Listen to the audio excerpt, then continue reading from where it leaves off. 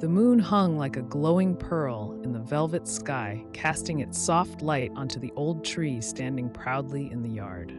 Beneath it, two figures sat side by side, a large black-furred dog with a dignified air, and a smaller white-furred dog whose boundless energy seemed to pause under the silvery glow. White tilted his head, his gaze fixed on the moon. Black followed White's eyes upward, his voice calm and steady. Yeah, it looks the same as always, but tonight it feels a little lonely. Get to watch the moon together again? Black turned to him, sensing the weight behind the words. Why do you ask that? White hesitated, lowering his head as if the truth was too heavy to share. Finally, with a soft sigh, he spoke. I overheard my owner talking.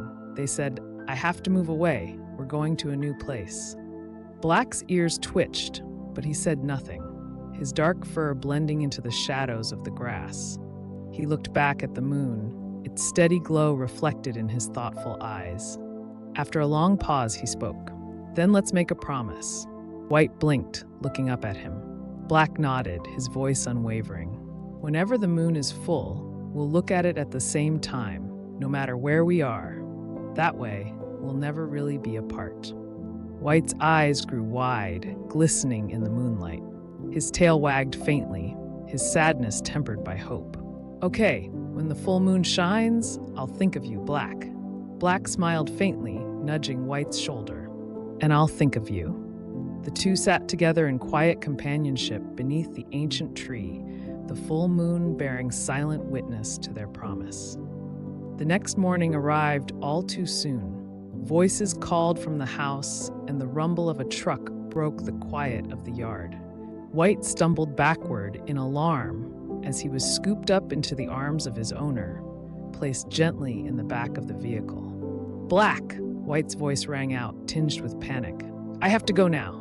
Black stood beneath the tree, his steadfast gaze fixed on White. His serious demeanor never wavered, but his tail dipped slightly. He didn't run after the vehicle. He didn't bark. Instead, he called out with quiet strength. Don't forget our promise, White. The truck began to pull away, and White wriggled to turn back. Through the dust of the road, he caught one last sight of Black standing alone, a sentinel beneath the old tree. Time passed, the old tree now solitary under countless sunsets and rising moons.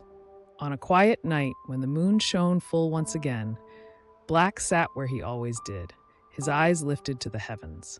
The moon is full tonight, he murmured softly. Are you watching it too, White? Far away, beneath different skies, White sat on the balcony of his new home. The distant sounds of the neighborhood around him faded into the background as he gazed upward.